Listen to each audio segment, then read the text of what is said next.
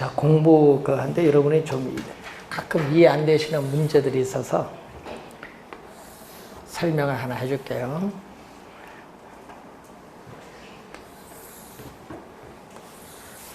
자, 모의고사 18번 문제 보시면은, 거기 보시면은,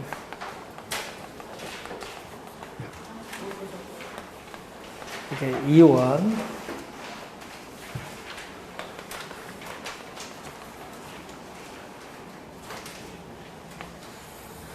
뭐 이렇게 됐죠, 이게. 이게 3원, 요게 1원, 요게 10개, 20개, 이렇게 주어졌잖아요. 네? 조세 수입은 뭐예요? 문제에서 정부의 세금 수입의 크기는 뭐예요? 세금은 요거잖아요. 요거. 어느 거? 요거 누가 보다? 요거 수요자가 이혼해서 가격 인상을 통해서 수요자가 전가됐잖아요. 수요자가 부담하는 거에다가 또 요건 누가 부담? 요거는 공급자가 부담하잖아요. 수요자, 공급자 부담 더한 게 조세 수입이지. 그럼 얼마? 요거 이혼이죠. 3에서 1을 빼면 2잖아요. 2 곱하기 얼마? 10, 20. 직사각형 면적 20. 그 20원이 나와야 돼요. 정부의 조세 수입은 사회적 후생의 손실은 어느 거? 사회적 후생의 손실은 요거죠. 노란 부분. 여기 사회적 후생의 손실. 노란 부분. 그럼 여기 얼마? 2. 자, 삼각형 면적 2분의 1 곱하기 밑변 2 곱하기 높이. 높이 얼마? 10. 이게 삼각형 면적 못 구해서 틀리는 거예요. 네? 2분의 1 곱하기 밑변 곱하기 높이. 요걸 뭐죠? 사회적 후생의 손실을 뭐라고 해요, 우리가? 경제적 순손실. 요걸 데드 웨이트 로스라고, 원어가 요건데, 요걸 또 죽을 사자를 써요. 사중. 번역 그래, 사중. 손실이라고 하고, 또 이것을 또는 초과부담. 감정평가사 시험에 초과부담 나오니까 이것도 해석이 안 돼서 틀려요. 말을 막 돌려서 출제해버리니까. 그래서 이걸 묻는 문제예요. 어려운 건 아닌데, 이게 기본 개념을 이해하는지 여부. 이제 계산되겠죠, 이제. 자, 그러면 이제 문제 한번 가겠습니다. 아까 어디 갔죠? 63번. 다음과 같은 조건에서 대상 부동산의 수익 가치 산정 시에 적용할 환원율인데, 문제는 순영업소득, 거기 봤더니 부채 서비스액 나오고 뭐 나온 거 봤더니 뭐에 대한 문제죠? 이거 부채 감당법에 대한 문제네요. 자, 63번은 부채 감당법. 자, 우리가 아까 앞에서 설명을 했었죠. 문제. 63번은 부채 환원 이율 구하는 방법에서 부채 감당법은 누구 입장에서? 누구 입장? 저당 투자자. 저당 투자자를 다른 말로 대출자인 누구 입장? 금융기관 입장. 금융기관 입장에서 환원 이율을 구하는데, 이때 환원 이율은 뭐에 근거를 하느냐면은 부채 감당률에 근거한다. 부채 감당률, 이 부채 감당률에 근거해서 구한다. 그래서 여기에다가 뭐를 곱해줘? 대부 비율을 곱해주고, 뭐를? 저당 상수를 곱해주면 되죠. 자, 그럼 부채 감당률은 뭐죠? 여기는 순 영업소득을 뭘로 나눠준다? 원리금 상환에 부채 서비스액으로 나눠주는데, 지금 순 영업소득은 문제표에서 3천만 원이고 부채 서비스액은 얼마죠? 1,500만 원이니까 얼마죠? 2가 되겠네요. 2. 자, 부채 감당률은 얼마? 2. 대부 비율은 전체, 거기 지분하고 비율, 대부 비율 60%, 40%니까 전체 100%에서 몇 프로 차지? 전체 100%에서 40% 차지하니까 얼마? 0.4. 전체 100%에서 40% 차지하니까 0.4. 그리고 저당 상수는 0.1777. 그럼 요거 0.8이죠. 0.8에 0.177 곱해주면 얼마? 0.1416 곱하기 퍼센트 가니까 100을 곱해주니까 14.16%가 나오는 내용이죠. 그래서 3번 정답이 되겠습니다. 부채 감당법에 의해서 우리가 부채 감당률을 구하는 방법.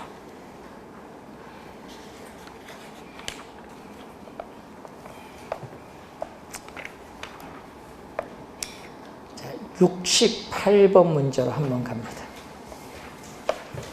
자, 다시 한번 복습을 한번 해볼게요. 자, 여러분, 우리 수익환원법은 지금 28회도 계산 문제, 작년에도 계산 문제잖아요. 이 계산 문제가 또 출제를 많이 합니다. 자, 시상가액구한데 가능 총소득은 얼마죠?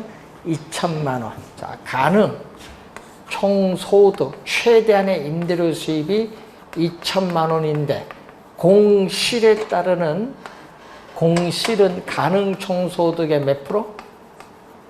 가능 총소득의 몇 프로? 10%니까 200만 원.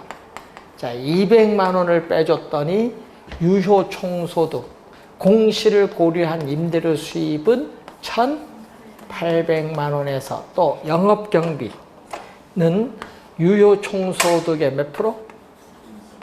30%가 되죠.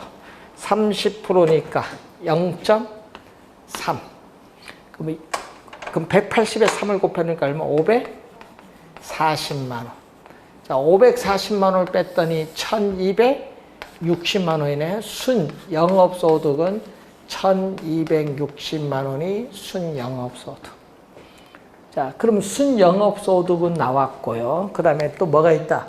토지 건물 나왔어요. 토지 건물이 나오면 무슨 결합법? 또 우리 물리적 투자. 하여튼 토지 건물이 나오면은 물리적 투자 결합법. 자, 물리적 투자 결합법에서의 환원 이율. 자, 토지 환원율 몇 프로? 토지 환원 이율은 우리가 5%, 건물은 7%. 토지 환원율 5%, 건물은 7%대 가중치를 가져 얼마? 전체 100%에서 토지 가격은 몇 프로?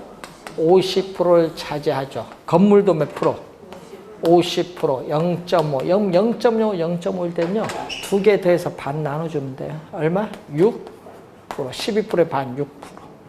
자, 그러면은 구하고자 하는 수익가액은 순영업소득 1,260만 원을 환원율 6%, 0.06으로 나눠주면 분모분자 얼마를 곱해주면 돼?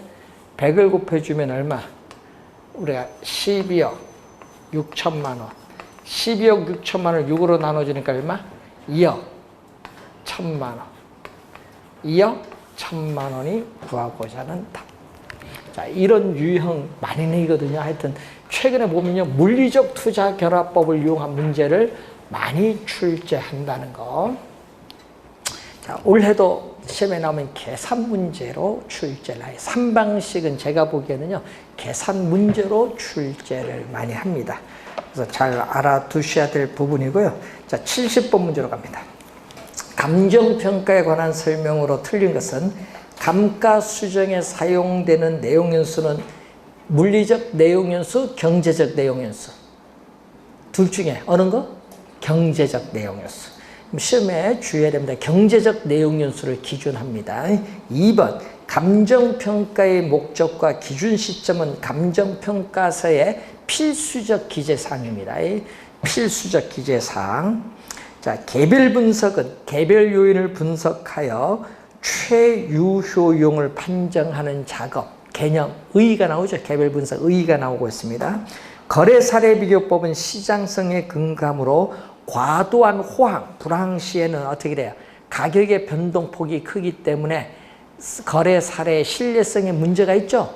이때는 거래사례법을 적용하기가 곤란하다. 매우 유용하다 하면 안 돼. 신뢰성에 문제가 있기 때문에 거래사례비교법을 적용하기가 곤란합니다. 4번 정답. 감정평가업자는 실지조사를 하지 아니하고도 객관적이고 신뢰할 수 있는 자료를 충분히 확보할 수 있는 경우, 예를 들면 유가증권 같은 거 있죠? 이런 경우에는 실지조사를 하지 아니할 수도 있다. 여러분 실지조사를 원칙인데 예외적으로 이런 경우에는 실지조사를 하지 아니할 수도 있다. 자, 4번 정답입니다. 자, 71번 문제로 가는데 여러분 올해 시험에 물건별 주된 평가 방법 원래 출제 예상이 되고 있거든요. 그래서 올해 여러분 한글로 나는데 감정평가에 관한 규칙상의 용어 설명, 물건별 주된 평가 방법, 원래 여기서 하나하나 두 문제 나오면요 점수 거저 주려고 내는 겁니다. 여기선 틀려서는 안 되겠고, 건물은 또 시험 문제에 많이 출제가 되는 용어가 건물입니다. 건물. 자, 건물은 어떻게 돼요? 왜 많이 출제하느냐? 건물은 여러분이 보통 거래사례비교법으로 오해를 많이 해요. 건물은 뭘로 오해를 많이 한다? 거래사례비교법. 아니에요. 건물은 뭐다? 원가법을 적용한다.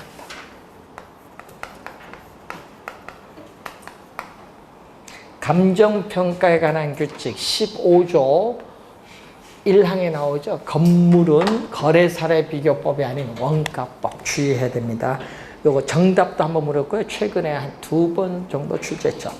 자, 17조로 갑니다. 살림을 감정평가할 때에 산지와 인목을 구분하여 감정평가하여야 한다. 이 경우 인목은 거래사례비교법을 적용하되 지름이 작은 숲인 소경목림인 경우에는 원가법을 적용할 수 있다.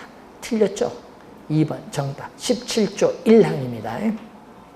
2번 정답이고, 자, 우리가 관련해서 4조에 3항이 나오죠.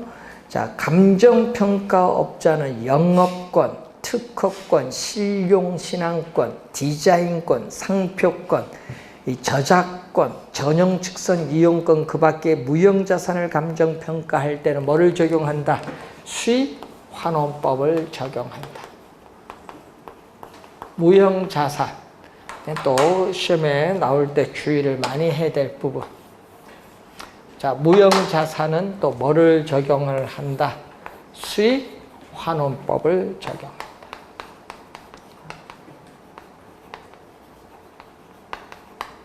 수익환원법을 적용한다. 자, 그리고 임대료. 이것도 정답으로 또 한번 물었었죠. 자, 임대료를 감정평가할 때는 제22조. 22조에서 뭐를 적용? 임대사례 비교법을 적용한다. 22조에 나오죠. 이거는 임대사례 비교법. 뭐가 아니죠? 적산법이 아니라. 적산법으로 출제했었죠. 자, 그리고 과수원은 수익환원법이 아니에요.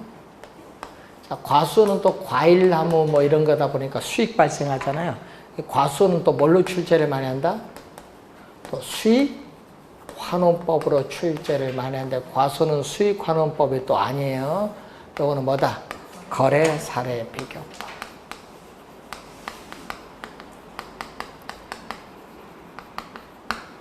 거래사례비교법. 2번 정답입니다. 72번 문제로 갑니다. 감정평가에 관한 규칙에 규정된 내용으로 옳은 것을 모두 고른 것이다. 이런 유형으로 또 출제할 수도 있는데, 자, 기업, 대상 물건에 대한 감정평가액은 어떻게 돼요? 시장 가치를 기준으로 결정한다. 자, 감정평가에 관한 규칙 제5조죠. 제5조 1항에 보면은 뭐를 기준? 시장 가치. 적정 가격이 아닙니다. 시장 가치를 기준으로 결정한다. 네. 자, 여러분 시험 문제는요, 또 적정, 부동산 가격 공시에 관한 법률에서는 적정 가격인데 적정 가격이 아니라는 거 주의해 두셔야 됩니다. 기억 틀린 지문. 니은 17조입니다. 17조 1항이죠. 자, 산림은 산지와 인목을 구분하여 평가함을 원칙으로 한다. 17조 1항입니다. 맞는 지문. 자, 12조, 여러분 아직 출제 안 했거든요. 되게 중요해. 제2조 12의 3이죠. 자, 감정평가에 관한 규칙 제2조 12의 3에 나오죠. 적정한 실거래가는 부동산 거래 신고 등에 관한 법률에 따라 신고된 실제 거래 가격으로서 거래 시점이 도시정 3년의 동그라미, 5년, 3년, 5년 동그라미, 도시정은 3년 이내, 그 밖의 지역은 5년 이내인 거래 가격 중에서 감정평가업자가 인근 지역의 집가 수준 등을 고려하여 감정평가의 기준으로 적용하기에 적정하다고 판단하는 거래 가격을 적정한 실거래가. 이 개념 아직 출제 안 했는데 출제 예상되는 중요 지문. 여기 바뀐 지 한 4년밖에 안 됐어요. 자, 작년에 니을은 작년에 나왔죠. 자, 둘 이상. 여러분, 니을은 감정평가에 관한 규칙 제7조 2항, 요거 작년에 출제했잖아요. 2항과 3항. 둘 이상의 대상 물건이 일체로 거래되거나 대상 물건 상호 간의 용도상의 불가분의 관계가 있는 경우에는 뭐를 한다? 일괄하여 감정평가할 수 있다. 작년에 출제했었잖아요. 네 번째는. 자, 건물의 평가는 거래 사례 비교법이 아니라 건물은 뭐다? 원가법. 틀린 질문이 되겠죠. 그래서 니은, 디귿, 니을 세 가지가 맞네요. 3번 정답이 되겠습니다. 자, 73번 틀린 거. 감정평가업자는 토지를 감정평가할 때 공시지가 기준법을 적용해야 된다. 자, 뭐죠? 제 14조 1항이죠. 14조 1항에서 우리는 토지를 우리는 감정평가할 때는 뭐를 적용한다? 공시지가 기준법을 적용해야 된다. 2번 건물의 평가는 거래사례 비교법이 아니죠. 뭐죠? 원가법. 2번 정답이고, 자, 3번은 제16조입니다. 감정평가업자는 집합 건물의 소유 및 관리에 관한 법률에 따른 구분 소유권이 대상이 되는 건물 부분과 그 대지 사용권을 일괄하여 감정평가하는 경우, 자, 거래사례 비교법을 적용하여야 한다. 거래사례 비교법 밑줄. 시험엔 또 원가법으로 많이 냅니다. 자, 여러분 제16조거든요. 제16조에 뭐다? 토지와 건물에 있어서의 일괄 평가를 묻죠. 토지와 건물의 일괄 평가 16조에 해당하는 거 거래사례 비교법. 또 17조. 17조 보면 산지와 인목을 또 일괄 평가. 또 산지와 인목을 일괄 평가는 17조 2항인데 17조 2항 이것도 거래사례 비교법. 자, 25조 나오죠. 소음, 진동, 일조 침해 또는 환경오염 등으로 대상 물건에 직접적 또는 간접적인 피해가 발생하여 대상 물건의 가치가 하락한 경우 그 가치 하락분을 감정평가할 때에 소음 등이 발생하기 전에 대상 물건의 가액 및 원상회복 비용 등을 고려한다. 자, 밑줄은 대상 물건의 가액 및 원상 회복 비용 등을 고려하여야 한다. 밑줄. 하여야는 반드시란 얘기죠. 그럼 시험 문제는 또 이렇게 냅니다. 대상 물건의 가액은 고려하여야 하나 원상 회복 비용 등은 고려할 필요가 없다. 이런 식으로 출제를 또 많이 합니다. 자, 5번째, 감정평가업자는 산지와 인목을 일괄하여 감정평가할 때에 뭐를 적용? 아까 산주와 인목을 일괄하여 감정평가할 때 뭐를 적용? 거래, 사례, 비교법 적용 17조 2항입니다. 자, 74번 무형자산 평가는 수익환원법 5번이 정답이고, 자, 75번 연결 잘못된 건데 건물은 거래, 사례, 비교법이 아니라 뭐죠? 원가법. 과수원 거래, 사례, 비교법인데 거기에 중요한 건 자동차는 원가법이 아니라는 거. 자, 여러분 여기서 자동차 있죠? 이거 원가법이 아니다. 자, 자동차는 원가법이 아니라 뭐다? 거래, 사례, 비교법. 제20조 1항이죠. 20조 1항. 자, 그리고 항공기. 자, 여러분 20조 2항에 건설기계, 20조 3항에 뭐죠? 선박, 20조 4항에 항공기는 뭐를 적용한다? 원가법을 적용한다. 원가법. 자, 동산 21조. 21조의 동산 또 뭐를 적용? 거래, 사례, 비교법 적용한다. 자, 76번 문제로 갑니다. 자, 여러분 거래, 사례, 비교법 요것도 있지만요. 증권거래소에 시세가 있는 상장 어떻게 돼요? 채권은 거래, 사례, 비교법.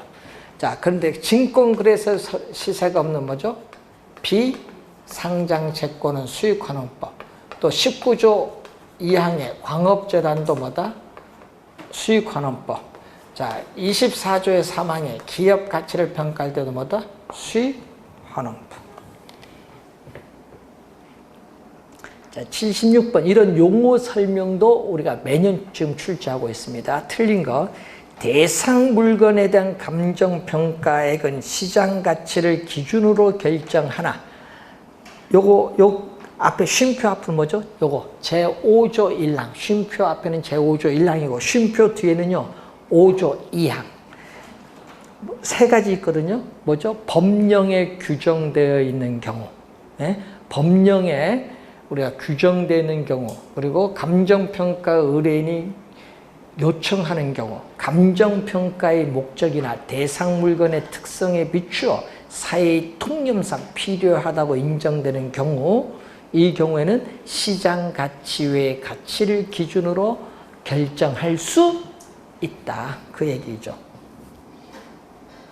그래서 1번 맞고요. 2번 적정한 실거래가 아까 얘기했죠. 제2조 12의 3이죠. 자, 부동산 거래 신고에 관한 법률에 따라 신고된 실제 거래 가격으로서 우리가 아까 거래 시점에서 3년, 5년 요걸 좀 주의해 두시면서 맞는 지문입니다. 3번은 24회, 29회 두 번 출제되는데 가치 형성 요인은 대상 물건의 경제적 가치에 영향을 미치는 일반 요인, 지역 요인 및 개별 요인 등을 뭐한다? 말한다 얘기죠. 자, 3번 맞고 4번 시장 가치 요것도 27, 8회에 두 번 출제했었죠. 대상 물건이 통상적 시장 밑줄, 합리적 시장이 아닙니다. 합리적 시장이 아니라 통상적 시장에서 충분한 기간 동안 거래를 위하여 공개된 후 그 대상 물건 내용에 정통한 당사자 사이에 신중하고 자발적인 거래가 있을 경우, 자, 밑줄 같습니다. 성립될 가능성이 가장 높다고 인정되는 대상 물건의 가액을 시장 가치라고 하죠. 이건 제2조, 제1호에 나오죠. 자, 5번. 감정평가의 대상이 된 부동산 밑줄. 여러분, 감정평가의 대상이 된 부동산 밑줄. 이걸 뭐라고 하죠? 대상부동산, 줄여서. 감정평가의 대상이 된 부동산, 줄여서 대상부동산입니다. 자, 대상부동산이 속한 지역으로서 속한의 동그라미. 부동산 이용이 동질적이고 가치 형성 요인 중 지역의 또 동그라미. 지역 요인을 공유하는 지역을 뭐라고 하죠? 인근 지역. 유사 지역이 아니라 인근 지역. 인근 지역 개념입니다. 5번 정답. 자, 77번 문제로 갑니다.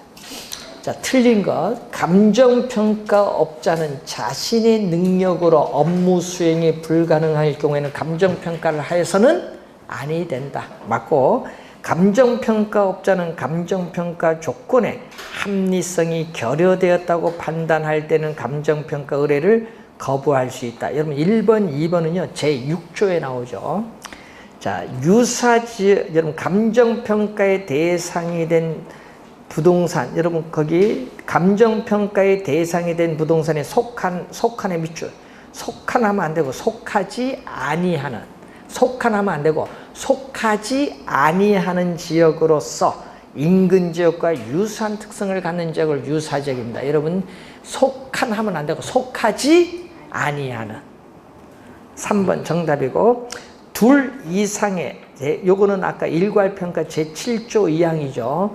자, 여러분 기준 시점은 거기에 뭐가 나온다? 제9조. 자, 기준 시점에서 제9조 2항에 보면은 뭐가 나오죠? 대상 물건의 기준 시점은 대상 물건의 가격 조사를 뭐 한다? 완료한 날짜. 자, 대상 물건의 가격 조사를 완료한 날짜로 한다. 기준 시점이 미리 정하여져 있을 때에는 그 날짜에 뭐가 돼? 가격 조사가 가능한 경우, 그 날짜에 가격 조사가 가능한 경우에만 기준 시점으로 할 수 있다. 이게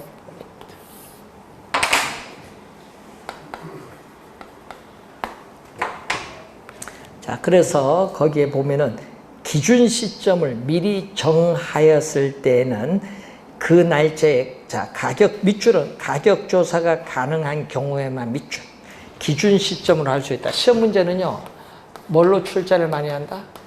가격 조사가 가능하지 않더라도, 이렇게 출제를 많이 하죠. 자, 78번 문제로 갑니다. 틀린 것. 건물의 주된 평가 방법 원가법 맞죠? 집합 건물의 소유 및 관리에 관한 법률에 따른 구분 소유권이 대상이 되는 건물 부분과 그 대지 사용권을 일괄하여 감정평가하는 경우 뭐를 적용? 거래사례 비교법이죠. 거래사례 비교법. 토지 건물의 일괄평가. 자, 임대료는 적산법이 아니라 임대사례 비교법입니다. 3번 정답. 영업권, 특허권 등 무형자산은 수익환원법이고, 자동차는 뭐죠? 거래사례 비교법. 선박, 항공기는 뭐죠? 원가법. 다르죠?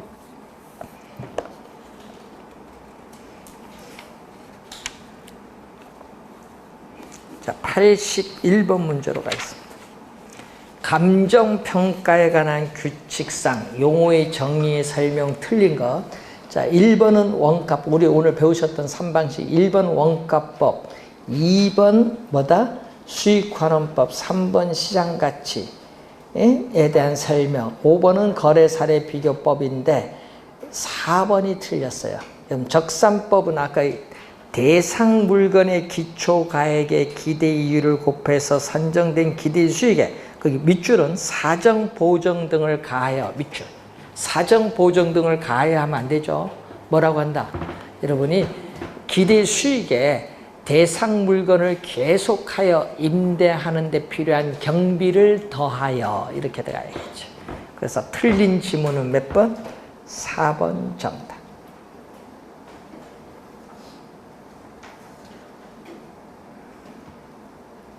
개념 묶는 거, 이런 것은 자주 출제를 하고요. 82번 문제로 갑니다. 틀린 것.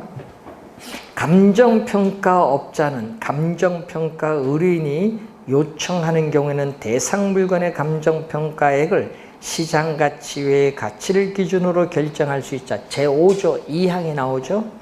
자, 시장가치는 한정된 시장이 아니라 아까 뭐죠? 통상적 시장이에요. 예? 그래서 또 대상 물건이 성립될 가능성이 있는 대상 물건의 최고 가액이 아니죠. 여러분이 신중하고 자발적인 거래가 있을 경우 성립될 가능성이 가장 높다고 인정되는 대상 물건의 가액인데 2번이 개념 틀렸습니다. 2번 정답.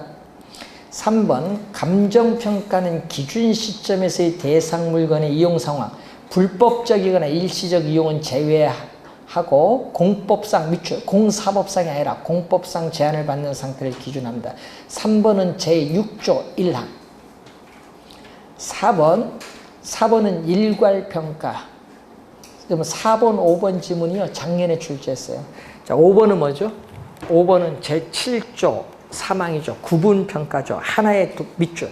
하나의 대상 물건이라도 가치를 달리하는 부분 이를 구분하여 감정평가할 수 있다. 구분평가인데 제7조 3항에 나오는데 4번, 5번 지문은 작년에 출제된 지문. 하여튼 법조문을 계속 출제하니까 법조문을 잘 보셔야 됩니다. 감정평가에 관한 규칙, 용어 상당히 중요합니다. 자, 83번 문제로 또 갑니다. 옳은 걸 찾습니다. 기준 시점이란 대상 물건의 감정평가액을 결정하기 위해 자, 또 밑줄, 현장조사 밑줄, 현장조사를 완료한 날짜를 말하는 것이 아니라 뭐죠? 현장조사가 아니라 가격조사. 가격조사. 현장조사가 아닌 가격조사고 작년 시험은요. 가격조사를 개시한 날짜로 출제해서 개시가 아니라 뭐? 완료한 날짜. 1번 틀렸고 2번 대상 부동산이 속한 지역으로서 이 부동산 이용이 동질적이고 가치 형성 요인 중 지역 요인을 공유하는 지역은 인근 지역이죠. 틀렸고 여기 속한의 밑줄, 지역의 밑줄 이 두 가지가 포인트. 3번은 뭐의 개념? 원가법의 개념. 감가수정 밑줄 이게 또 포인트고 원가법 개념이고 4번은 뭐다? 거기에 수익 분석법이 아니라 수익 환원법의 개념. 자, 5번이 정답이죠. 가치 형성 요인이란 대상 물건의 경제적 가치에 영향을 미치는 일반 요인, 지역 요인, 개별 요인 등을 말한다. 자, 5번 정답이 되겠습니다. 자, 84번 옳은 것을 묻습니다. 거래 사례를 유사 지역에서 구한 경우에는 지역 요인 비교해야죠. 그렇지만 인근 지역에서 구한 경우에는 지역 요인 비교 과정 필요하지 않습니다. 1번 정답. 자, 감정평가에 관한 규칙에서는 가격조사가 가능한 경우라 하더라도 소급하여 평가할 수 없다. 여러분 소급하여 감정평가 숫자는 여러분 가격조사가 가능한 경우에는 기준 시점으로 정할 수 있죠. 가격 어떻게 돼요? 우리는 미리 기준 시점을 미리 정하였을 때 그러니까 뭐다? 소급평가 가능합니다.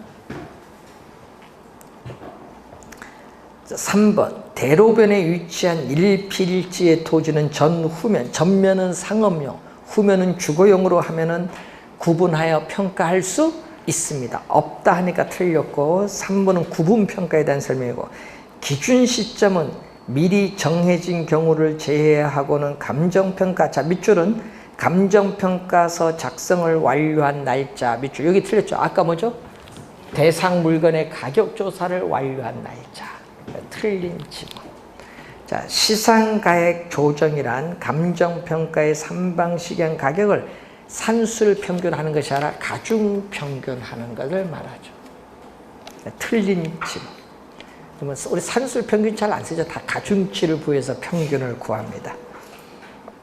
자, 85번 문제로 갑니다. 시상가액 조정에 관한 설명으로 옳은 것은 부동산 가격은 삼면 등가성. 자, 완전 경쟁 시장에서는 이 비용성, 수익성, 시장성 세 가지 면에서 본 가격은 항상 같아요. 완전 경쟁 시장은. 근데 부동산 시장은 불안정 경쟁 시장이기 때문에 세 가지 면에서 본 가격이 같지 않아요. 삼면 등가성의 원리가 부동산 시장에서는 불안정 경쟁 시장이기 때문에 성립하지 않습니다.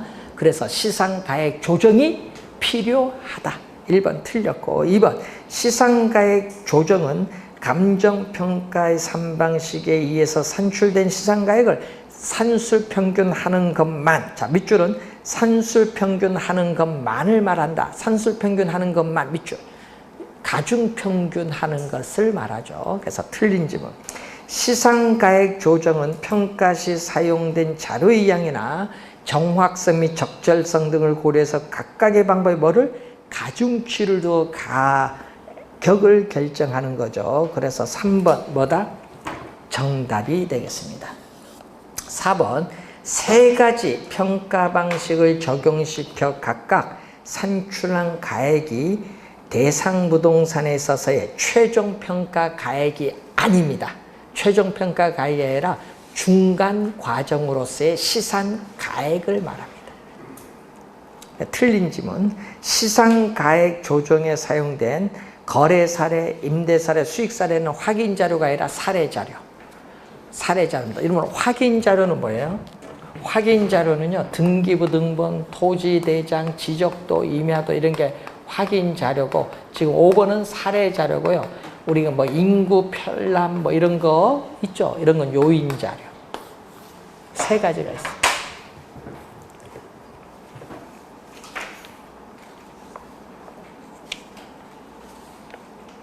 자, 86번. 다음 자료를 활용하여 시상가액 조정을 통해 구한 감정평가액인데, 자, 거래 사례를 통한 시상가액은 얼마? 1억 2천만 원. 1억 2천만 원인데 가중치가 얼마죠? 거래 사례니까 비교 방식은 몇 프로? 50%. 100%에서 뭐다? 50%니까 0.5를 곱해주면 되죠. 가중치. 자, 두 번째는 조성 비용을 통한 건 1억 1천만 원. 1억 1천만 원인데 조성은 원가 방식이죠. 100%에서 얼마를 차지한다? 20%니까 0.2. 자, 그리고 또 뭐를? 임대 사례를 통한 우리 시상가액은 얼마? 1억 원. 1억 원이 나와 있죠. 1억 원은 얼마? 우리는 100%에서 30% 수익 방식 0.3. 그럼 이건 얼마죠? 6천만 원. 6천만 원에 0.2니까 2,200만 원. 1억에 30%니까 이건 3천만 원 더해줬더니 얼마? 1억 1,200만 원이 구하고자 한다. 가중치를 부여해서 조정을 했습니다. 가중치를 부여해서 조정한다는 것을 잘 기억을 해 두시면 되겠습니다. 자, 그 정도로 해서 한번 보신데, 여러분 올해 시험에 아까 있지만 여기서 중요한데 시험 문제 이렇게 낼 수 있거든요. 박스를 씌워서 여기 용어들이 많네요. 여기 용어들을 집어넣어서 주된 평가 방법으로서 거래 사례 비교법 몇 개냐, 아니면 원가법 몇 개냐, 그걸 물을 수 있어. 박스 안에 다 집어넣어서, 이거 집어넣어서. 네, 그렇게 물을 수도 있고, 또 감정평가라는 규칙에 용어의 설명 있죠. 용어 해설 설명, 요거 출제 매년 하고 있거든요. 그래서 요 두 문제 올해 출제되면 요거 놓치지 않도록 합니다.